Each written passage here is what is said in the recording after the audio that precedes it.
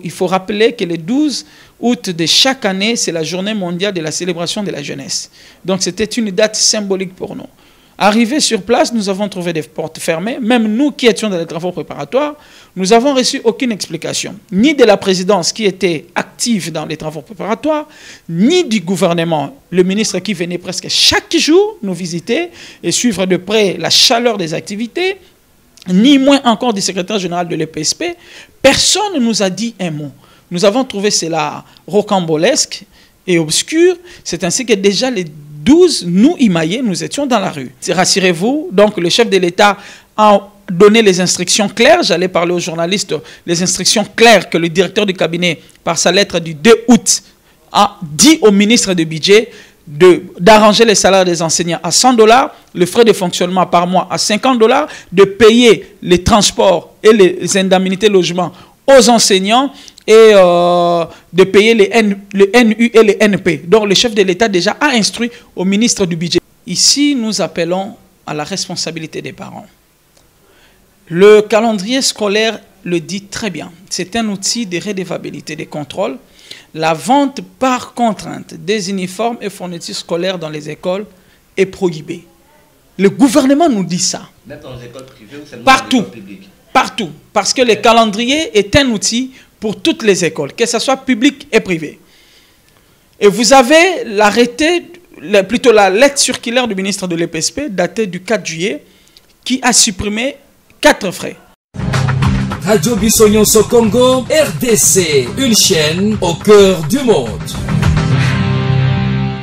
Merci, très chers abonnés des Bissonyonso Congo Live, mais également des Bissonyonso Congo RDC. Aujourd'hui, c'est comme je vous ai toujours dit, je suis vraiment un journaliste d'investigation. Nous sommes là pour descendre sur le terrain, non seulement rester au studio, mais également pour descendre sur le terrain, pour prendre les réalités qui se passent partout en République démocratique du Congo, mais aussi à Kinshasa. Nous sommes descendus Barumbu, suivre les gens de l'ONG. Donc nous sommes ensemble avec l'évangéliste Ebondeli. Avec lui, nous allons vraiment faire le point sur le processus, sur la gratuité de l'enseignement. Bonjour. Bonjour mon frère. Où en sommes-nous déjà? L'activité était prévue à l'hôtel Venise, mais nous sommes retrouvés ici dans la commune de Barumbu. Qu'est-ce qui n'a pas marché avant d'entrer dans le vif de notre sujet? Vous savez, il y a eu un couac protocolaire parce que nous étions là et nous sommes là sur réquisition du gouvernement congolais comme expert de la société civile. Alors ces derniers a estimé que ce n'était pas sain de nous, comme société civile, de transformer le siège que lui a réquisitionné pour nos activités. Voilà pourquoi, pour ne pas léser les uns et les autres, étant responsables, nous avons compris cela et nous avons choisi un autre site pour organiser notre conférence de presse. Et après la campagne, École Les Amomomoté, aujourd'hui vous prenez la gratuité de l'enseignement. Est-ce que cela pourrait être effectif? Oui, effectivement, la campagne continue et la campagne a toujours martelé la nécessité de rendre gratuit l'enseignement parce que ce que nous dénonçons en termes de flux et de frais ascendants, ce que nous martelons, nous dénonçons comme les actes de monnayage de l'enseignement, trouvent généralement leur raison d'être dans la problématique de l'existence de frais. Parce que la campagne est une action qui vise à défendre et à sensibiliser les droits d'accès à l'éducation de qualité. Et que pour nous, il est important de lever toutes les barrières. Et parmi ces barrières, il y en a un nombre de 3, mais la plus importante demeure le frais de scolarité qui occupe la première place parce que près de 7 300 000 enfants qui sont en dehors du circuit scolaire, les raisons évoquées au nombre de 69% sont les raisons financières. Le ménage n'ayant plus d'argent, ne disposant plus de moyens, ce qui a fait que ces enfants ne vont plus à l'école. Voilà pourquoi nous avons prôné pour la gratuité, de manière à permettre à tous ces enfants d'accéder à l'école. Donc la gratuité et la campagne, ce sont deux messages qui vont de pair. La gratuité, c'est votre campagne en fait que vous faites, mais quels sont les niveaux de votre discussion avec le gouvernement? Oui, effectivement, le gouvernement a initié les travaux préparatoires parce que d'abord, il y a eu quand même des gestes que nous avons loués. Le chef de l'État a promis. Donc la gratuité n'est plus un sujet de discussion. C'est déjà un acquis quand le premier des Congolais promet l'effectivité de la gratuité dès le lundi de septembre. Mais vous savez, quand le chef de l'État parle, il y a toute une batterie d'actions qu'il faut mettre en place. Parce que ce n'est pas pour la première fois qu'un chef de l'État dans notre pays se prononce sur la gratuité. Le chef de l'État passé, Joseph Kabila Kabange, en avait aussi parlé. Et en 2010, et ça a conduit jusqu'à l'organisation de la table ronde première à Lubumbashi en 2016 pour mettre en place progressivement la gratuité. Mais il n'y a pas eu de mesures d'arrumage, comme on dit, de mesures d'encadrement pour assurer la faisabilité ou la matérialisation de la volonté du chef de l'État de l'époque. Alors, étant expert du secteur, nous avons dit, le chef de l'État peut parler, il a parlé depuis le mois de février. Et quand on faisait des activités, on rappelait qu'il était important pour le gouvernement de mettre en place une dynamique, des engrenages pour faciliter la réalisation des volontés du chef de l'État. Et nous, à l'époque, nous avons même parlé, il était important pour le gouvernement de lever les options qui vont nous permettre, nous, société civile, de voir si ces options-là étaient correctes, efficaces et répondaient aux attentes. Et alors le gouvernement, puisque c'est lui qui gère au quotidien le pays, a estimé d'organiser une table ronde. Mais avant d'aller à la table ronde, le gouvernement a commencé par les travaux de Bibo avec les enseignants qui ont pris 6 mois. Et ils ont produit un rapport et qui attend d'être mis en œuvre. Mais l'éducation, ce n'est pas seulement les enseignants. L'enseignant peut être là avec l'enfant. S'il n'y a pas un service qui a construit les salles, rien ne va se faire. Donc, l'éducation doit aller avec la qualité ensemble. C'est ainsi que le gouvernement a estimé qu'il était important d'associer, nous les experts, des autres secteurs. Il y a nous, la société civile, il y a eu la présidence, il y a eu le ministère des Finances, il y a le ministère du Budget, il y a eu les confessions religieuses, il y a eu les associations de parents. Nous étions retenus pour préparer les assises de la table ronde. Nous avons fait un travail des titans. Nous n'avons pas reçu mandat pour parler de ce qui a été produit dans les rapports. C'est le gouvernement qui a organisé, qui va livrer ce que nous avons préparé en termes du coût de la gratuité, en termes du plan de la mise en œuvre de la gratuité, en termes de réformes institutionnelles qu'il faut faire, en termes de mesures d'encadrement qu'il faut prendre, de rationalisation qu'il faut faire. Voilà le travail que nous avons fait. En termes de réformes légales ou légaux, parce qu'il y a ces dispositions légales qui doivent être révisitées pour faciliter dans l'avenir la durabilité de la gratuité. Alors voilà pourquoi le travail qui a été fait, on attendait maintenant la table ronde pour statuer, c'est-à-dire valider. Et pour valider, il faut dégager un consensus, que tout le monde soit là, les enseignants, tous les parties prenantes. Mais à notre grande surprise, le lundi 12, date marquée pour le début de cette table ronde, il faut rappeler que le 12 août de chaque année, c'est la journée mondiale de la célébration de la jeunesse. Donc c'était une date symbolique pour nous. Arrivés sur place, nous avons trouvé des portes fermées. Même nous qui étions dans les travaux préparatoires, nous n'avons reçu aucune explication, ni de la présidence qui était active dans les travaux préparatoires, ni du gouvernement, le ministre qui venait presque chaque jour nous visiter et suivre de près la chaleur des activités, ni moins encore du secrétaire général de l'EPSP. Personne ne nous a dit un mot. Nous avons trouvé cela rocambolesque et obscur. C'est ainsi que déjà les 12, nous, Imaïe, nous étions dans la rue. On était à la présidence pour un sit-in, on était au ministère de l'EPSP pour un sit-in, pour demander la table ronde et l'effectivité de la gratuité. Alors, aujourd'hui, 48 heures après, nous ne voyons toujours pas de mouvement, pas de communication, pas d'information. Nous sommes société civile, nous sommes liés par le devoir de redevabilité, de rendre compte à la population, de rendre compte à notre base, de rendre compte à nos membres, de rendre compte à nos structures qui nous ont délégués, qui nous ont donné mandat comme société civile. Alors c'est ce que nous avons fait. Et s'il faut brosser la situation au jour actuel, les attentes, c'est que le 2 septembre 2019, ce n'est pas à discuter, les enfants se rendent à l'école gratuitement en ce qui concerne les établissements d'enseignement public. Et là, vous avez les écoles conventionnées et les écoles primaires publiques de première année primaire à ce qui est aujourd'hui devenu 8e année de l'éducation de base, qui était hier 2e année secondaire. Oui, justement, évangéliste Bondeli, vous parlez de la gratuité de l'enseignement. Mais aujourd'hui, quel est le sort aujourd'hui de l'enseignant aujourd'hui? Parce que nous savons tous au Congo comment est-ce que l'accord de Mboudi a été foulé au pied aujourd'hui, on n'en parle même plus.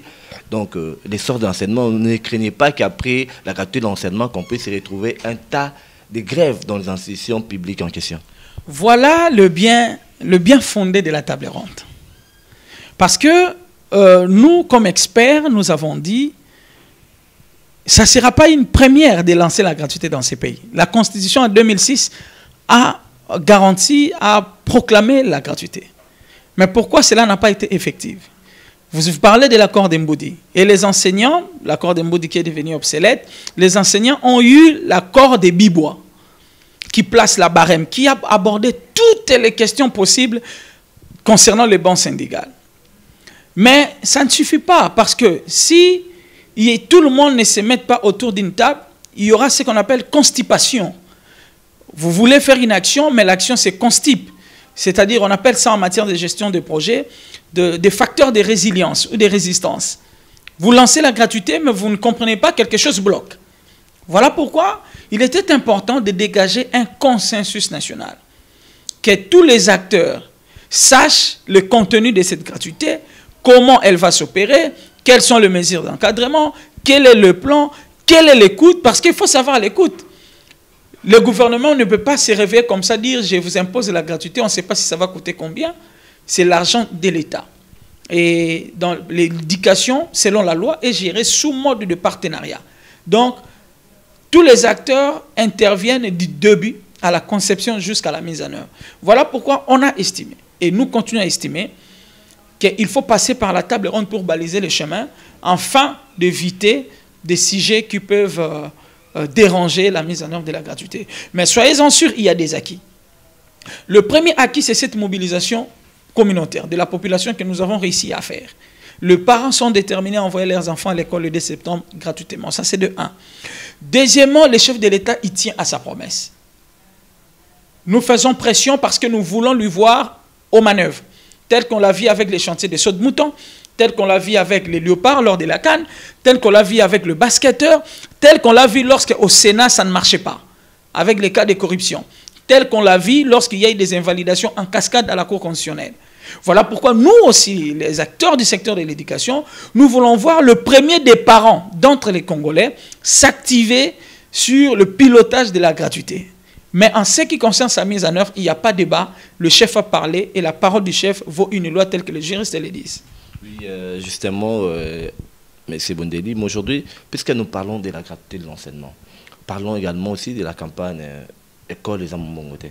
Parce que votre approche, je comprends que ça touche beaucoup plus les écoles publiques. Mais concernant maintenant les écoles privées, parce que nous voyons aujourd'hui déjà, bientôt dès septembre, nous voyons voir déjà la vente des tabliers, vente des uniformes à l'école et tout ça. Mais votre campagne va un peu en contradiction avec cela. Comment faire pour réellement éradiquer tous ces éléments dans l'effectivité des écoles publiques ainsi que privées? Effectivement, c'est un cas très désolant quand on voit les gens vouloir changer la nature de l'école à un établissement commercial, alors qu'au regard de la loi, le décret qui organise les actes de commerce ne retient pas l'école dans la nomenclature de personnes ou des établissements ayant pour objet la vente dans notre pays ou des actes de commerce. Comment casser cette pratique? Pour casser cette pratique, ici, nous appelons à la responsabilité des parents. Le calendrier scolaire le dit très bien. C'est un outil de redevabilité, de contrôle. La vente par contrainte des uniformes et fournitures scolaires dans les écoles est prohibée. Le gouvernement nous dit ça. Même dans les écoles privées ou seulement partout, dans les écoles publiques? Partout. Parce que le calendrier est un outil pour toutes les écoles, que ce soit public et privé. Et vous avez l'arrêté, plutôt la lettre circulaire du ministre de l'EPSP, datée du 4 juillet, qui a supprimé 4 frais. Le frais de bulletin, que ce soit dans les écoles privées, que ce soit dans les écoles publiques, gratuit. Le frais de la police d'assurance, que ce soit dans le privé, que ce soit dans le public, plus question de payer. Le frais de Minerval, qui coûte 1000 francs, la taxe de scolarité, dans toutes les 2 écoles, supprimé. Vous avez le frais d'identification et suivi informatisé des élèves, gratuit. Le gouvernement a dit... Je vais y arriver. Le gouvernement dit que personne ne peut continuer à demander aux parents ces frais. Les parents qui payent ces frais sont des ignorants, mais laissez-nous vous dire qu'il ne faut pas se rabaisser jusqu'à payer ce que l'État vous dit de ne plus payer. Concernant le frais Kimbuta, aujourd'hui devenu Frengobila. Parce que depuis le 15 juillet, le gouverneur de la ville de Kinshasa, M. Jean-Tili Ngobila, a rendu public un arrêté. Alors que le calendrier scolaire dont je vous ai parlé ici, à son point 7.2, dit à tous les responsables des écoles que l'année scolaire qui commence, c'est une année de la gratuité de l'éducation des bases. D'où aucun frais ne peut plus être demandé aux enfants qui étudient en primaire et en des années du cycle terminal de l'éducation de base. Mais contre toute attente, monsieur le gouverneur de la ville de Kinshasa nous sort un arrêté fixant l'école primaire à 15 000 francs congolais et à 32 500 francs la classe de première année CO et deuxième année CO, aujourd'hui devenue 7e année et 8e année de l'éducation de base. Ça, c'est vraiment insulter la loi. Ça, c'est vraiment se mettre à la contre du volonté du président de la République qui tient à ce que l'école primaire, d'où l'éducation de base, soit gratuite. Et ça, c'est s'opposer à la loi. Voilà pourquoi nous disons à monsieur le gouverneur, on attend de crier le frère Kimbuta, nous le voilà maintenant inaugurer le frère Ngobila à Kinshasa. Et aux parents de ne pas payer ce frais. Parce que l'article 171 de la loi cadre portant sur l'enseignement en République démocratique du Congo, lui oblige, en tant que gouverneur, à apporter les ressources pour lesquelles lui il demande de l'argent. Il doit payer les factures de l'eau et de l'électricité. Il doit construire les écoles. L'article 171 de la loi cadre. Au lieu de faire ce travail, au lieu de financer comme province et entité territoriale décentralisée, lui maintenant vient tirer l'argent des parents. Qu'est-ce qu'il fait des taxes payées par les entreprises brassicoles? Qu'est-ce qu'il fait des taxes payées par les assises et douanes? Qu'est-ce qu'il fait de tous ces Libanais indiens qui payent comme taxes et redevances? Donc, il doit annuler son arrêté, il doit s'accommoder à la loi, il doit s'accommoder à la volonté du président de la République parce que l'école primaire doit être gratuite. Merci, M. Bondeli. On s'approche déjà vers la fin de notre entretien. Déjà, c'est la dernière question. Votre mot au gouvernement ainsi qu'aux parents, parce qu'on s'approche déjà vers la rentrée. Mais également aussi à Jean-Tili Ngobila, avec le modélage des nouveaux frères Jean-Tili Ngobila. Alors, au gouvernement, c'est de parachever ce qu'il a amorcé. Les assises de la table ronde doivent avoir lieu. Et de mettre en place le batterie d'encadrement pour cette mise en œuvre effective.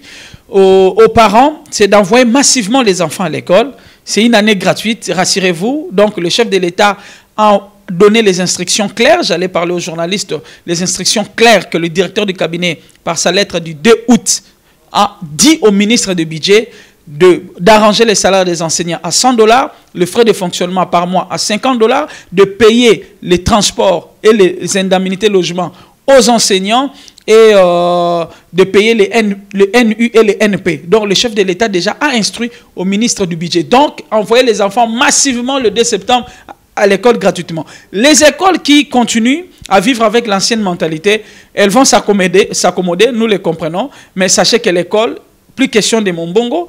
Au gouverneur, c'est de laisser ces pratiques-là. Si le gouverneur a besoin d'argent, il peut aller chez les brasseries, il peut aller chez ceux qui sont dans la douane, ceux qui sont partout. L'école, lui, doit amener les ressources à l'école. On ne veut plus. Le gouverneur Kimbuta est parti avec le frère Kimbuta. Nous ne voulons plus le frère Ngobila. Le pays a besoin que les enfants accèdent à l'école et c'est là gratuitement. Merci beaucoup, M. Bondeli. On se revoit très prochainement avec un autre numéro. Je crois que c'est pour la table ronde avec Aimé Onge. On se voit très prochainement. La suite dans Bisson Congo Live pour la continuité de l'actualité. On est ensemble avec Rolina Wizi. Bye. Radio Bissonyon Congo, RDC, une chaîne au cœur du monde. Vous êtes sur la radio Bissonyon Congo RDC. Oui. Tapez www.radiocongonews.com, accédez dans notre site et avoir toutes nos informations. Soyez le mieux informé dans le monde numérique.